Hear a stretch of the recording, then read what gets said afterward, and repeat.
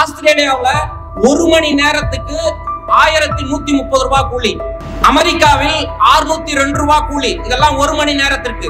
இந்தியாவில் 178 ரூபாய் கூலி ஒரு நாளைக்கு. இது 1 மணி நேரத்திற்கு அல்ல, ஒரு நாளைக்கு. நீங்க சொல்றீங்களே இது நடைமுறையில எங்க சார் இருக்கு, எங்க தோழரே இருக்குன்னு நீங்க கேட்கலாம். தொழிற்சங்க சட்டம் 1926 இப்போ நடைமுறையில இருக்குதா இல்லையா, அதுக்கு முதல்ல பதில் சொல்லணும். தமிழக அரசு பதில் சொல்லணும். அப்படி சங்கம் பதிவு செய்ய முடியும்னு சொன்னா அப்படி பதிவு செய்ய மறுப்பது ஏன்? இதுதான் கார்ப்பரேட் அரசு. இதுதான் கார்ப்பரேட்டுக்கு சேவை செய்வதற்கு, அதற்கு ஒத்திசைவாக எல்லா வேலையும் செய்யக்கூடிய அரசு.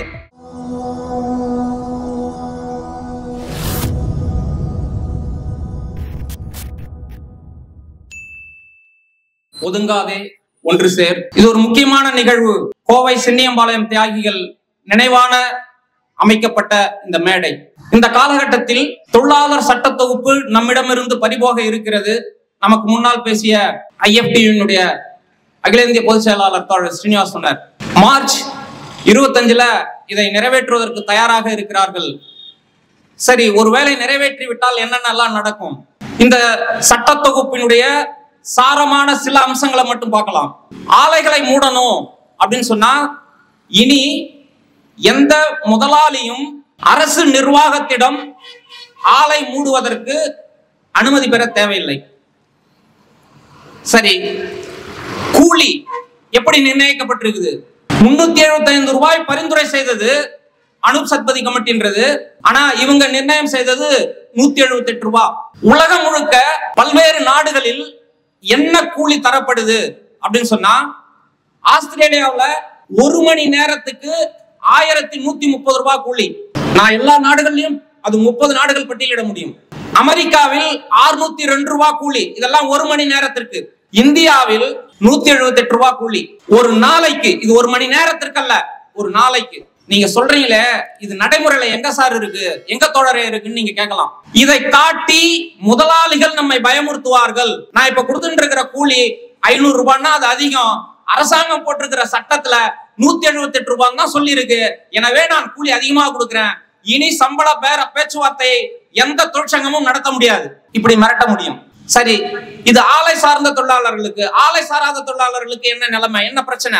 ஆலை சாராத தொழிலாளர்கள், அமைப்பு ஆக்கப்படாத தொழிலாளர்கள், அமைப்பு சாரா தொழிலாளர்கள் சொல்றோம். அந்த தொழிலாளர்களுக்கு முக்கியமா ஒரு பிரச்சனை இருக்குது. என்ன அப்படின்னா, அவர்கள் நலவாரியத்துல பதிவு பண்ண முடியும். அப்படி பதிவு செய்யப்படக்கூடிய தொகை அப்படின்றதுல ஒரு மாற்றத்தை பண்ண போறாங்க. அந்த சட்டத்திலையும் பல்வேறு திருத்தங்களை கொண்டு வராங்க. இது ஆலை சார்ந்து இருக்கக்கூடிய தொழிலாளர்களுக்கு மட்டுமில்ல, அமைப்பு சாராம அப்படி இருக்கக்கூடிய தொழிலாளர்களுக்கும். அப்படின்னா இந்த நாட்டினுடைய பெரும்பான்மை வர்க்கமாக இருக்கக்கூடிய தொழிலாளர் வர்க்கத்துக்கு மொத்தத்துக்கும் இனி எந்த உரிமையும் இல்லை. சரி, இதெல்லாம் ஏங்க செய்யறீங்க அப்படின்னு கேட்டா, 2019 கொரோனா காலகட்டம், 19 இறுதியில தொடங்குது, 20 ஆரம்பத்துல இருக்கு. இந்த காலகட்டத்தில் தான் நாடாளுமன்றத்துல எந்த விவாதமும் இல்லாம இந்த சட்டம் நிறைவேற்றப்படுது. இந்த சட்டம் நிறைவேற்றப்பட்ட காலகட்டத்தை நம்ம புரிஞ்சுக்கணும்னு சொன்னா, மக்கள் உயிருக்கு பயந்து அஞ்சு கொண்டிருந்த காலகட்டம். மக்களை பற்றி கொஞ்சம் கூட சிந்திக்காம, எந்த விவாதமும் இல்லாம கார்ப்பரேட்டுகளுக்கு அப்பட்டமாக தாரை வார்த்து கொடுத்த இந்த சட்டங்களை எந்த முதலாளியாவது மனமு வந்து தொழிலாளிக்கு போனா போகுது, தொழிலாளி வர்க்கம் பிழைச்சு போகட்டும்னு போடல. இந்த போராட்டம் சின்னியம்பாளையம் தியாகிகள் பிரச்சனையில கூட சொன்னாங்க. தொழிலாளிகள் அவங்களுடைய விருப்பம் எதன்றதை பத்தி சொன்னாங்க. அவர்கள் கம்யூனிச சித்தாந்தத்தின் அடிப்படையில் நாங்கள் ஒன்றிணைய வேண்டும், எங்களுடைய கோரிக்கை அதுதான் அப்படின்றத அவங்க சொன்னது. இதை போலவே கோவை ஒரு தொழில் நகரம் சொன்னா, இந்த தொழில் நகரத்தில் பல்வேறு ஆலைகள் இருந்திருக்குது. இந்த ஆலைகளில் ஒவ்வொரு ஆலைகளிலும் பல்வேறு போராட்டங்கள் நடந்திருக்குது. இதெல்லாம் பிரிட்டிஷ் காலகட்டத்திலே. இப்ப பிரிட்டிஷார் ஆட்சியில் இருக்கும் பொழுதே இப்படிப்பட்ட காலகட்டங்கள்ல போராட்டங்கள் நடக்குது. அதுல குறிப்பா ஸ்டேன்ஸ் மில்ல ஒரு போராட்டம். அந்த போராட்டத்தை ஒருங்கிணைக்கிறது அப்போதைக்கு இருந்த தோழர் உமாநாத் ஒருத்தர் தலைமறைவாக இருந்த அந்த போராட்டத்தை ஒருங்கிணைக்கிறார். இந்த போராட்டத்தில் பங்கேற்றுக் கொண்டிருந்த அந்த தோழரை காப்பாற்றியது குறிப்பாக பெண்கள். நாம இன்னைக்கு பெண்களை பற்றி பேசிட்டு இருந்தோம். எனக்கு முன்னாடி தோழர்கள் பேசினதுனால அந்த சப்ஜெக்டுக்குள்ள போகல. இந்த பெண்கள், கோவையில் வேலைக்கு போய் இருக்கக்கூடிய பெண்கள், குறிப்பாக அவங்க ஆலைகள்ல தான் வேலைக்கு போனாங்க முதல்ல, மில். இந்த பெண்கள் இந்த தோழரை காப்பாற்றுவதற்காக அவர் தலைமறைவாக இருந்த பொழுது குறிப்பாக சோளக்காட்டுக்குள் காவல்துறை தேடுது, பிரிட்டிஷார் காவல்துறை. அந்த காவல்துறையை கவனித்துக் கொண்டவர்கள் பெண்கள். அப்படிப்பட்ட வீரமிக்க பெண்கள் இந்த கோவை மாநகர்ல உண்டு. ஆனால் இன்னைக்கு அதே பெண்களை பாலியல் வல்லுறவுக்கு உள்ளாக்கப்பட்ட இதே கோவை மாவட்டத்துல பொள்ளாச்சியில் நடக்குது. இந்த சூழல்ல தான் இங்க ஒரு மாணவி பாலியல் வல்லுறவுக்கு உள்ளாக்கப்பட்டாங்க ஒரு பள்ளி ஆசிரியரால. இப்படிப்பட்ட வீரமிக்க பெண்கள், காவல்துறைக்கு அஞ்சாமல் போராடிய பெண்கள் இருந்த இந்த கோவை மாவட்டத்துல தான் இப்படிப்பட்ட பாலியல் குற்றங்கள் நடக்குது. ஏன்னு சொன்னா அவர்களுடைய வீரம் மறைக்கப்பட்டிருக்குது. எது மறைச்சது அப்படின்னு சொன்னா நமக்கு கிடைச்ச சுதந்திரம் மறைக்கல, மாறாக நம்ம கிட்ட ஒரு சிறு முன்னேற்றம் இருக்குது இல்லையா, அந்த முன்னேற்றம் மறைச்சிருக்குது. அந்த முன்னேற்றத்தையும் மொத்தமாக படுகொழிக்கு அனுப்புவதற்கு தான் இந்த சட்ட திருத்தம். இப்ப இந்த பெண்களுக்கு பாதிப்புகளை பத்தி சொன்னாங்க. பெண்கள் இரவு நேரத்துல வேலைக்கு போகணும், பெண்களுடைய பாலியல் பாதுகாப்பு, அவங்களுடைய பாலியல் சீண்டலுக்கு பாதுகாப்பு தருமா இந்த சட்டம்? இரவு நேரத்தில் பெண்கள் ஏற்கனவே இந்த நிலைமை அப்படின்னு சொன்னா இரவில் வேலைக்கு போகக்கூடிய பெண்களுக்கு இந்த சட்டம் பாதுகாப்பு அளிக்குமானா அளிக்காது. இந்த சூழல்ல தான் அவர்களை இரவு நேர வேலைக்கு அனுப்பணும்னு இந்த சட்டம் வகுக்குது. அப்ப இந்த சட்டம் அமலானால் பெண்களுக்கு பாதுகாப்பு இல்லை. தொழிலாளி வர்க்கத்துக்கு அடிப்படை உரிமையாக சம்பள பேர பேச்சுவார்த்தை நடத்துவதற்கான உரிமை இல்லை. இன்னொரு பக்கம் குறிப்பாக சொல்லணும் அப்படின்னு சொன்னா சங்கம் வைக்கும் உரிமை இல்லை. தொழிற்சங்க சட்டம் 1926. அந்த 1926 உருவானதுக்கு பின்னாடி ஒரு பெரிய வரலாறு இருக்கு. எந்த வரலாறும் இங்கே மறைக்கப்பட்டிருக்கிறது தான் நம்ம முக்கியமா கவனிக்க வேண்டிய ஒரு அம்சம். ஏன் சொன்னா அந்த காலகட்டங்களில் பல்வேறு போராட்டங்கள், இந்திய தொழிலாளர் வர்க்கத்துக்கு இடையே போராட்டங்கள் நாடு முழுத நடந்து வருது. அப்படி நாடு முழுக்க இந்த போராட்டங்கள் நடந்து வரும் பொழுதெல்லாம் குறிப்பாக இந்தியாவில் தென் தமிழகத்தில் தொடர் ராமமூர்த்தியும் பல்வேறு போராட்டங்கள்ல ஈடுபடுறாரு. அவர் முன்வச்சிருக்கிற ஒரு விஷயத்துல முக்கியமானது சொல்லணும்னு சொன்னா காந்தியும் தொழிற்சங்கம் தொடங்கி இருக்கிறார். இந்தியாவில் முதல் தொழிற்சங்கம் தென்னகத்தில், குறிப்பாக தென்னிந்தியாவில் இந்த முதல் தொழிற்சங்கம் தொடங்கப்பட்ட இடம் நாம நினைச்சிட்டு இருப்போம் சென்னையில இருந்திருக்கலாம், கோவையில இருந்திருக்கலாம், இதுதானே தொழில் நகரம் அப்படின்னு சொல்லி. ஆனால் முதல் தொழிற்சங்கம் தொடங்கப்பட்ட இடம் 1905 தூத்துக்குடியில் தான் முதல் தொழிற்சங்கம் தொடங்கியது, வஉசி. இப்போ இந்த தொழிற்சங்கம் தொடங்கப்பட்ட இப்படிப்பட்ட ஒரு வரலாறு இருக்குது. அந்த காலகட்டத்தில் காந்தியும் சங்கம் தொடங்குகிறார். காந்தியும் சங்கம் தொடங்கி தொழிலாளி வர்க்கத்திற்கு அரசியல் தேவையில்லை அப்படின்னு சொல்றாரு. அவர் ஒரு சங்கத்தை வச்சு அந்த சங்கம் தொழிலாளி வர்க்கத்துக்கு அரசியல் தேவையில்லைன்னு சொல்லி அந்த சங்கம் இன்னைக்கு யாராவது உங்களால சொல்ல முடியுமா? என்ன சங்கம்னு சொல்ல முடியுமா? இன்று வரை காலத்தால் நீடித்து நிற்பது செங்கொடி இயக்கங்கள் மட்டுமே. அது மட்டும்தான் தொழிற்சங்கமாக இன்று வரை மிளிர்கின்றது. காரணம், ஒரு போராட்ட வரலாறு அதன் பின்னாடி ஒளிந்திருக்கிறது. என்ன ஏன் காணாம போச்சு? நீங்க தான் சொல்றீங்கல்ல, காந்தி சொல்றாரு அரசியல் தேவையில்லை. அதேதான் இன்று போலீஸ் வேறு வார்த்தைகளில் நீங்க மேடையில இதெல்லாம் பேசக்கூடாது, அப்ப மொத்தத்துல அரசியல் பேசக்கூடாது. சரி, பேச வேணாம்.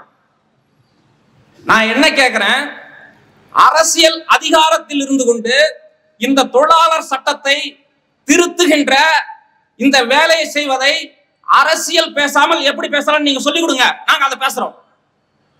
நாடு அமைதியாக இருக்கணும் நாங்க விரும்புறோம். மக்கள் அமைதியாக, சுபிட்சமாக, சுதந்திரமாக இருக்கணும்னு நாங்க நினைக்கிறோம்.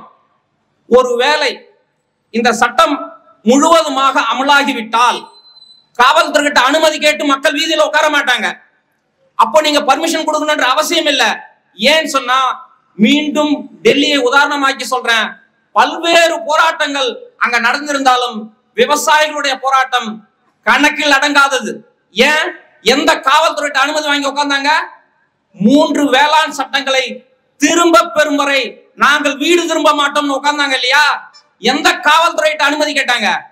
அப்படிப்பட்ட இடமாக மாறக்கூடாது என்ற முன்னெச்சரிக்கையோடு தான் நாங்கள் இந்த ஒரு போராட்டத்தை கட்டமைச்சிருக்கோம். இந்த பொதுக்கூட்டத்தை தொழிலாளிகள் மத்தியில இந்த கருத்துக்களை கொண்டு போய் சேரணும்னு சொல்லி தமிழ்நாடு, புதுச்சேரி அளவில் தொடர்ந்து தொழிலாளி வர்க்கத்துடைய பிரச்சாரம் செய்திருக்கிறோம். ஆனா நீங்க இதை தடுப்பதன் மூலம் இதை மட்டுப்படுத்திட முடியும்னு நினைக்கிறீங்க அப்படின்னு சொன்னா இது வேற ஒரு எக்ஸ்ட்ரீம் லெவலுக்கு தான் போகும் என்பதை தான் டெல்லியினுடைய போராட்டம் காட்டுச்சு. அப்போ மீண்டும் இது இந்த போராட்டத்தை தடுப்பதன் மூலம் நீங்க இதை நீர்த்து போக செய்ய முடியாது. இதையெல்லாம் பேசாதீங்கன்னு சொல்வதன் மூலம் அரசியல் பேசுவதை தடுத்து நிறுத்திவிட முடியாது. அரசியல் என் வாழ்க்கையில் தலையிடுகிறது. அரசியல் என் பொருளாதாரத்தை தீர்மானிக்கிறது. அரசியல் என் வாழ்க்கையிலுடைய அனைத்து அம்சங்கள் தீர்க்கின்ற ஒரு துறையாக காவல்துறை இருக்குமானா இருக்காது. கூட்ட தலைவர் சொல்லும் பொழுது அதை தான் ஆரம்பிச்சார். அப்போ இதை தீர்ப்பதற்கான நபர்களாக நீங்கள் இல்லை என்னும் பொழுது நாங்கள் எங்கே தீர்த்து கொள்வது? அதனாலதான் யாரும் ஒதுங்க தேவையில்லை, ஒன்று சேருவோம்னு சொல்றோம். அப்படி ஒன்று சேரணும் அப்படின்னு சொன்னா என்னென்னலாம் இப்போதைய பிரச்சனைன்னு முதல்ல பேசணும். நமக்கு முன்னாடி என்ன பிரச்சனை இருக்குது, நமக்கு முன்னாடி எதெல்லாம் சவாலா இருக்குது. இந்த நாட்டினுடைய பொருளாதாரம் சரிஞ்சிருக்குது. பொருளாதாரம் சரிஞ்சிருக்குன்னா என்ன? என்னிடம் வாங்குவதற்கான வழி இல்லை. அதானே அர்த்தம். அம்பானி சரிஞ்சு போயிட்டாருன்னு அர்த்தம். எப்பொழுதும் சரிய மாட்டாரு. அதானி சரிஞ்சு போயிட்டாருன்னு அர்த்தம் இல்ல. அவர்களுடைய வரி தள்ளுபடி செய்யப்பட்டிருக்குது, வரி குறைக்கப்பட்டிருக்குது.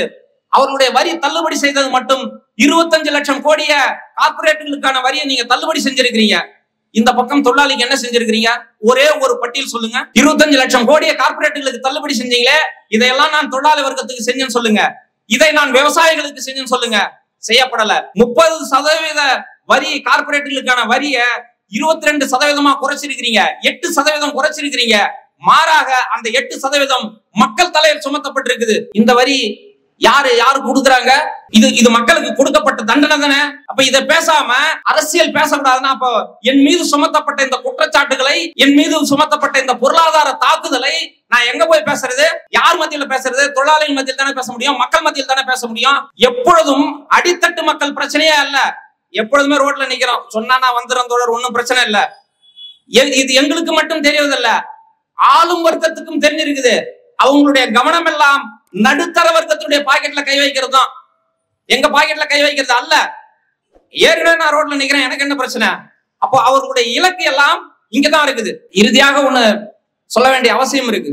என்ன அப்படின்னா, சாம்சங்ல சங்கம் வைக்கிற உரிமை, இதை கேட்டு போராடுறாங்க. இப்ப இந்த தொழிற்சங்க சட்டம் எல்லாம் பல்வேறு போராட்டங்களுக்கு இடையில் வந்திருக்கும் பொழுதுதான் இங்க தொழிற்சங்க சட்டம் செல்லுபடி ஆகாதுன்றதுக்கு சமீபத்திய உதாரணம் சாம்சங் உடைய போராட்டம். இந்த சாம்சங் உடைய போராட்டத்துல சங்கம் வைக்க முடியாது அப்படின்னு சொல்றாங்க. தொழிற்சங்க சட்டம் 1926 இப்போ நடைமுறையில இருக்குதா இல்லையா? அதுக்கு முதல்ல பதில் சொல்லணும். தமிழக அரசு பதில் சொல்லணும். அப்படி சங்கம் பதிவு செய்ய முடியும்னு சொன்னா அப்படி பதிவு செய்ய மறுப்பது ஏன்? இதுதான் கார்பரேட் அரசு. இதுதான் கார்பரேட்டுக்கு சேவை செய்வதற்கு, அதற்கு ஒத்திசைவாக எல்லா வேலையும் செய்யக்கூடிய அரசு. இததான் தன்னுடைய உரையில சொல்லும் பொழுது, நீங்கள் உண்மையிலே தொழிலாளி வர்க்கத்தினுடைய பக்கமாக இருக்கிறீங்கன்னு சொன்னா நீங்க இந்த தொழிலாளர் சட்ட திருத்தத்தை, சட்ட தொகுப்பை அமல்படுத்த விடமாட்டேன்னு உங்களுடைய சட்டமன்றத்துல தீர்மானம் நிறைவேற்றுங்க, அதை நடைமுறைப்படுத்துங்க அப்படின்னு தொடர் IFT-யினுடைய பொதுச் செயலாளர் இந்த விஷயத்தை சொல்லி முடிச்சாரு. அப்போ அதே தான் நான் மீண்டும் நினைவுபடுத்துகிறேன். இதெல்லாம் நீங்கள் தொழிலாளி வர்க்கத்தினுடைய பாத்திரம், தொழிலாளி வர்க்கத்தினுடைய கட்சி, மேனாளுக்கு நாங்க தான் லீவு கொடுத்தோம், இந்த இந்தியாவுக்கே முன்மாதிரியா மேனாளுக்கு நாங்க தான் லீவு கொடுத்தோம் நீங்க பெருமை பேசுவதன் மூலம் இந்த விஷயத்தெல்லாம் சரி செஞ்சிட முடியாது. திமுக அரசு, திராவிட முன்னேற்ற கழக அரசு தான் மேனாளுக்கு லீவு கொடுத்தோன்னு இந்தியாவில் நீங்க சொல்லிக்கலாம். ஆனால் இந்த தொழிலாளர் சட்ட தொகுப்பு அமல்படுத்த விடாமல் தடுப்பதன் மூலம் மட்டும்தான் நீங்கள் தொழிலாளி வர்க்கத்தினுடைய பக்கம் இருக்க முடியும். இல்லை என்றால் நீங்கள் காவிகளின் பக்கம் தான், பாஜகவின் தான். அது சிவப்பு கருப்பு அல்ல, கருப்பு சிவப்பு அல்ல, அதுவும் காவிதான் எங்களை பொறுத்தவரை. இந்த சட்ட திருத்தத்தை நீங்க நடைமுறைப்பட மாட்டேன்னு, அமல்படுத்த மாட்டேன்னு சட்டமன்றத்தை தீர்மானம் நிறைவேற்று, அது ஒரு முக்கியமானது. ஆனால் இதுக்கு முன்மாதிரியா தான் சாம்சங்ல நீங்க யார் பக்கம் நின்று இருக்கிறீங்கன்றத காட்டியிருக்கிறீங்க. இதை பேச வேண்டிய அவசியம் இந்த சூழல்ல இருக்குது. ஏன்னு சொன்னா தொழிற்சங்க சட்டம் வைக்க முடியும்ன்ற இந்த காலகட்டத்தில் நீங்க சொல்லி இருக்கிற முக்கியமான விஷயம், நீங்க கணக்கில் எடுத்துக்க வேண்டிய விஷயம், கோர்ட்ல அவங்க வந்து போடுறாங்க $100 மில்லியன் இந்த 38 நாள் வேலை நிறுத்தத்தால எங்களுக்கு பாதிப்புன்னு போடுறீங்க. இதே விஷயத்த ஒரு நூற்றாண்டுக்கு முன்னாடி இங்க 7 லட்சம் ரூபாய் தொழிற்சங்கத்துக்கு அபராதம் விதிச்சிருக்காங்க. கோவையிலே ஒரு போராட்டத்துல தொழிற்சங்க முன்னணியாளர்கள் அதை கட்டணும்னு சொல்லி. அப்போ இவங்களுடைய நோக்கம் என்ன? $100 மில்லியன் இழப்புன்னு நீங்க சொல்லுவதும், இதற்கு முன்பு 7 லட்சம் ரூபாய் நீங்க இழப்ப சரி கட்டணும்னு சொன்னதும் ரெண்டும் வேறு வேறு அல்ல. இது எதை காட்டுது அப்படின்னு சொன்னா, ஒரு நூற்றாண்டாக தொழிலாளி வர்க்கம் போராடி பெற்றதை ஒரு நொடியில் அதிகாரத்தில் உட்கார்ந்து கொண்டு நீங்க செஞ்சுட்டு போவீங்க அப்படின்னு சொன்னா இந்த அரசியலை ஏன் பேசக்கூடாது? இதைத்தான் நாங்கள் பேசுவோம். இதை நாங்க அவ்வளவு சீக்கிரத்துல விட்டு போக மாட்டோம். ஏன்னா எங்களுடைய வாழ்வாதார பிரச்சனை வெறுமனே பொருளாதார பிரச்சனை, இதை எதையோ போய் சரி செஞ்சிட முடியும் அப்படின்னு பாக்குற பிரச்சனை அல்ல. இன்னொரு பக்கம் இப்படி வேலையில் இருந்து விசிறடிக்கப்படக்கூடிய தொழிலாளிகள் எங்க போவாங்க? தொழிலாளிகளா போவாங்க. சோத்து மூட்டை தூக்கின்னு சுமந்துன்னு போகணும். ஏற்கனவே என்ன நிலைமை? இன்ஜினியரிங் படிச்சு வேற வழி இல்லாம அல்லது ஒரு டிகிரி படிச்சு வேற வழி இல்லாம சோத்து மூட்டை தூக்கின்னு போயிட்டு இருக்காங்க. அவங்களுடைய வேலை முறை ஒரு பெரிய சோகம். ஒரு நாளைக்கு 8 மணி நேரம் வேலை செய்யணும். 4 ஸ்லாட் கொடுத்துருவாங்க. முதல் 2 மணி நேரம், அதுக்கப்புறம் நீங்க 4 மணி நேரம் ரெஸ்ட் எடுத்துக்கலாம். அதுக்கப்புறம் எப்பயோ நீங்க 2 மணி நேரம் உங்களுடைய விருப்பத்தின்படி நீங்க தேர்வு செய்யலாம். அதை முதல் நாள் இரவு உங்களுடைய ஆப் வந்து அதை தீர்மானிக்கும். அதுல சொல்லிட்டாங்கன்னா நீங்க அதன்படி உங்களுடைய வேலையை தீர்மானிச்சுட்டு நீங்க வேலையை தொடங்கலாம். இப்போ ஒரு நாளைக்கு 8 மணி நேரம் அந்த தொழிலாளி ஒரு அரசு அலுவலகத்தில் தன்னுடைய சலுகையை ஒன்றும் இல்லை, தனக்கு ஏதோ ஒரு சலுகை கிடைக்குது, அரசால அறிவிக்கப்படக்கூடிய ஏதோ ஒரு சலுகை கிடைக்குது, போய் பார்க்கணும். சரி இது வேணாம் விட்டுருங்க. தன்னுடைய குடியிருப்புக்கு ஒரு ரேஷன் கார்டு வாங்க போறாரு அல்லது ரேஷன் கார்டுல ஒரு திருத்தம் செய்ய போறாரு. எந்த நேரத்துல போய் செய்வாரு? வார நாட்கள்ல போய் செய்யணும். ரேஷன் கார்டு திருத்தமோ அல்லது ஒரு அரசு அலுவலகத்துல போனாலோ குறிப்பிட்ட நேரத்துல வந்துட முடியுமா? 4 மணி நேரத்துல 2 மணி நேரத்துல வந்துட முடியுமா? சாத்தியமா? அவர் 4 மணி நேரத்துல வர முடியாது, 2 மணி நேரத்துல வர முடியாது. வராம போனா அந்த நாளினுடைய கூலி, அந்த ஸ்லாட்ல அவர் அந்த ஸ்லாட்டுக்குள்ள உள்ள என்டர் ஆகலன்னா அந்த நாளினுடைய கூலி கட்டு. அடுத்தது சனி ஞாயிறுல கட்டாயம் வேலை செஞ்சாகணும். இப்ப சனி ஞாயிறுல கட்டாயம் வேலை செய்யணும் பொழுது ஒருவேளை அவர் வரல அப்படின்னா அந்த வாரத்துக்கான மொத்த சம்பளமும் கட்டு. இதெல்லாம் இன்னைக்கு சுகி சொமோட்டோன்னு நம்ம பார்த்துட்டு இருக்கிற அந்த தொழிலாளிகளுடைய அவலமான வாழ்க்கை நிலை. இப்ப சொல்லுங்க, நாம் இந்த சட்ட திருத்தத்தை அமலாக்கம் செய்யவிட்டால் நாம அங்க போவோம், அங்க இந்த நிலைமை. இது ஒரு பக்கம் இருக்கட்டும், வேலை வாய்ப்பு இல்லாதவர்களுடைய எண்ணிக்கை நாளுக்கு நாள் குறைஞ்சிருக்குதா கூட்டி இருக்குதா? கிட்டத்தட்ட இப்போதைய நிலைமையிலே 2023 அவங்க சொல்லி இருக்கிறத விட இப்போ 7% வேலை வாய்ப்பு இல்லாதவர்களுடைய எண்ணிக்கை கூடி இருக்குதுன்னு அவங்களே சொல்றாங்க. நான் சொல்லல, ஒன்றிய அரசினுடைய புள்ளி விவரம். அப்ப 7% நீங்க ஒரு வருஷத்துல கூடி இருக்குது அப்படின்னு சொன்னா இங்க வேலை வாய்ப்பு இல்லாத நிலையில இந்த தொழிலாளர் சட்ட திருத்தத்தின் மூலம் இனி தொழிலாளியே இல்லைன்ற நிலைமையில போய் அவர் எங்க போவாரு?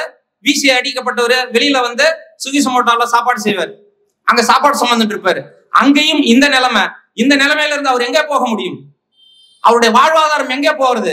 அவருடைய குடும்பம், அந்த குடும்பத்துக்கு என்ன பதில் சொல்ல முடியும்? அரசு இந்த குடும்பத்தை நான் காப்பாத்துறேன், இந்த குடும்பத்திடமிருந்து இவ்வளவு வரி வாங்கி இருக்கிறேன் அப்படின்ற பொறுப்பு அரசுக்கு இருக்குதா இல்லையா? அப்போ அந்த பொறுப்போடு அரசு பதில் சொல்லணுமா இல்லையா? இதையெல்லாம் இது மொத்தமாக ஒழிக்கிறது. இது இல்லாமல் படிச்சு முடிச்சாச்சு, இங்கதான் இதுதான் வேலை அப்படின்னு சொன்னா ஆலையில வேலை செய்யறதுக்கு இனி பணி நிரந்தரம் இல்லாத தொழிலாளர்கள் மட்டுமே சொன்னா அங்க எஃப்டியாக தொழிலாளி இருப்பாங்க, கான்ட்ராக்ட் லேபர் கூட கிடையாது அப்படின்னு சொன்னா ஆலையில் வேலை செய்யக்கூடிய இடத்துல இனி தொழிலாளி இல்ல, பணி நிரந்தரம் இல்ல அப்படின்னா என்ன அர்த்தம்? ஒரு ஐடிஐ படிச்சவரு, ஐடிஐல எலக்ட்ரீஷியன், டர்னரு, இன்னும் பல பிரிவுகள் இருக்குது. இது குறிப்பாக தொழிற்சாலையில் வேலை செய்வதற்காகவே படிக்கப்பட்டவர்கள்.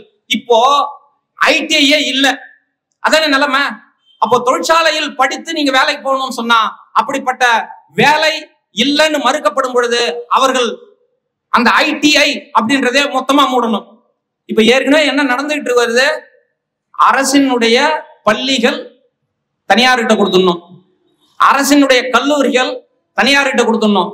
ஐடிஐய மூடுவதற்கான, மூடு விழா நடத்துவதற்கான வாய்ப்பாக இந்த தொழிற்சங்க சட்ட திருத்தம் அமலாக்கம் செய்யப்பட்டால் அப்படிப்பட்ட வாய்ப்பாக இது மாறும். அப்படிப்பட்ட ஒரு அவல நிலையில் நம்ம ஒதுங்காதே ஒன்று சேர்ந்து ஒரு முழக்கத்தை வச்சு நம்ம இந்த போராட்டத்தை, பொதுக்கூட்டத்தை நடத்த வேண்டிய அவசியம் இருக்கு. இந்த சூழல்ல இப்போ நம்ம ஒரு முடிவுக்கு வர வேண்டிய அவசியம் இருக்கு. தொழிலாளி வர்க்கம் போராடி பெற்ற உரிமைகளை எல்லாம் மொத்தமாக அதிகாரத்தில் அமர்ந்து கொண்டு ஒரே ஒரு ஆர்டர் போட்டு ஒரு பாராளுமன்றத்தில் நான் விவாதம் நடத்தாம நான் நடைமுறைக்கு கொண்டு போயிடுவேன் அப்படின்னு சொன்னா இதை எப்படி அனுமதிக்க முடியும்? நீங்க சொல்லக்கூடிய ஜனநாயகத்தை நீங்கள் மீறுகிறீர்கள் என்று சொன்னால் நாங்கள் வீதிதோறும் கூட்டங்கள் போடுவதும் வீடுதோறும் பிரச்சாரம் செய்ததை தவிர வேறு வழி இல்லை. அதுல எந்த ஜனநாயகத்தையும் நாங்க பார்க்கவே முடியாது. நீங்க சொன்ன ஜனநாயகம் பாராளுமன்ற ஜனநாயகம், அதுக்குள்ள வாங்க விவாதம் நடத்துங்க, இதெல்லாம் நீங்க அமல்படுத்த விடாம தடுத்துட முடியும், நீங்க தான் சொன்னீங்க. ஆனால் அதற்கு நேர் எதிராக எல்லாத்தையும் நீங்க செஞ்சுட்டு இருக்கிறீங்கன்னு சொன்னா இதை எங்க போய் தடுக்கிறது? எந்த பாராளுமன்றத்தில் முறையிட்டு எந்த அரசிடம் கோரிக்கை வைத்து இதை சரி செய்ய முடியும்? எனவேதான் தொழிலாளி வர்க்கம் ஒதுங்க வேண்டாம், ஒன்று சேர்வோம். இது தொழிலாளி வர்க்கத்துக்கு வைக்கப்பட்ட கோரிக்கை, அரசிடம் வைக்கப்பட்ட கோரிக்கை இல்ல. இந்த அரசு ஒரு பாசிச அரசு. எந்த சட்டத்தையும் விவாதம் செய்யாமல், எந்த தொழிலாளி வர்க்கத்தினுடைய கோரிக்கையும் அந்த தொழிற்சங்க பிரதிநிதிகளிடம் விவாதம் செய்யாமல், அவர்களை கலந்து ஆலோசிக்காமல் நடைமுறைப்படுத்துது. இவர்கள் தேர்ந்தெடுக்கப்பட்ட, மக்களால் தேர்ந்தெடுக்கப்பட்டதாக சொல்லக்கூடிய பாராளுமன்றத்தில் விவாதம் நடத்தவில்லை. விவசாயிகளுடைய சட்டத்தையும் அதே போலத்தான் செஞ்சீங்க. விவசாய சங்கங்களை கூட்டு பேச்சுவார்த்தை நடத்தல. விவசாயிகள் கோரிக்கை வச்சு போராடும் பொழுது அங்க போய் என்னதான் பிரச்சனைன்னு கூட கேட்கல. இத நடைமுறையைத்தான் நீங்க இங்கேயும் கொண்டு வரீங்கன்னு சொன்னா இதுதான் பாசிசம். ஜனநாயகத்துக்கு நேர் எதிராக ஜனநாயக நடைமுறையை தூக்கி காலில் போட்டு மிதித்துட்டு நீங்க எல்லாத்தையும் நான் நடைமுறைப்படுத்துவேன்னு சொன்னா இதுதான் பாசிசம். அதனாலதான் இந்த கோரிக்கையை நிறைவேற்ற விடாதேன்னு அரசு கிட்ட சொல்லல, மக்களிடம் சொல்றோம். நிறைவேற்ற விடக்கூடாது அப்படின்றது நமக்கு தொழிலாளி வர்க்கத்துக்கு விடப்பட்ட கோரிக்கை அது. அதனாலதான் ஒதுங்காதே ஒன்று சேர்ந்து சொல்றோம். இது அரசிடம் கோரிக்கை வைத்து நாம் இந்த பிரச்சனையை தீர்த்துக் கொள்ள முடியாது. மாறாக வீதிதோறும் இறங்க வேண்டும். அங்கங்கே ஒருங்கிணைப்பு நாம் செய்து தொழிலாளி வர்க்கத்து குடியிருப்போர் சங்கமா வா, பிரச்சனையா போராடுவோம். நீ அங்க தொழிலாளியா தான் இருக்க முடியும். அது எந்த தொழிலாளியாக இருந்தாலும் பரவாயில்லை. சாகடால்ற தொழிலாளியாக இருந்தாலும் சரி, அல்லது ஆலையில் வேலை செய்யக்கூடிய தொழிலாளியாக இருந்தாலும் சரி, எந்த தொழிலாளி வர்க்கத்தினுடைய போராட்டத்திலும் இப்படிப்பட்ட சட்டங்கள் அமலாக்கம் செய்யப்படுவதில்லை. குறிப்பாக கோவையிலே சொல்லணும் சொன்னா, கொஞ்ச நாள் வரை தொடர் இங்க மேடையில இருக்கிறார் பாலசுப்ரமணி, கொஞ்ச நாளுக்கு முன்னாடி வரை துப்புரவு தொழிலாளிகளுக்கு அரசு நிர்ணயித்த சம்பளத்தை வாங்கி தர முடியல. அவரு கிட்டத்தட்ட அது ஒரு வருட கால போராட்டம் தொடர்ந்து போராடிதான் அவங்களுக்கு அரசு நிர்ணயித்த கூலியை வாங்கி தரக்கூடிய நிலைமையில் தான் நாம இருக்கிறோம். எனவே இது எதுவும் வெறும் கூலி உயர்வு போராட்டம் என்று மட்டும் சுருக்கி பார்க்க முடியாது.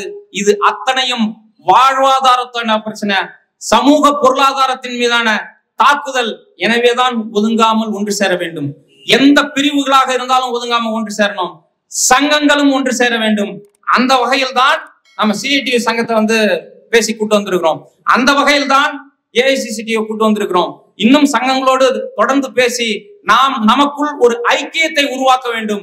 அப்படிப்பட்ட நல் வாய்ப்பாக சின்னியம்பாளையம் தியாகிகள் நினைவு நாளில் நாம் உறுதியேற்போம். அதுவரை சின்னியம்பாளையம் தியாகிகள் அங்கே உறங்கலாம், நம்முள் உறங்க விடாமல் நம்மை தட்டி எழுப்பிக் கொண்டே இருப்பார்கள். என்னுடைய கோரிக்கை என்னாவது என்று நம்மை கேள்விப்பட்டுக் கொண்டே இருப்பார்கள். தொழிலாளர் சட்ட திருத்தத்தை அமுல்படுத்த விடாமல் செய்வதுதான் உண்மையான சின்னியம்பாளையம் தியாகிகளுக்கு நினைவாக அமையும். அதற்கான நாளாக நாம் மாற்றுவோம். வாருங்கள் தோழர்களே, வாய்ப்புக்கு நன்றி.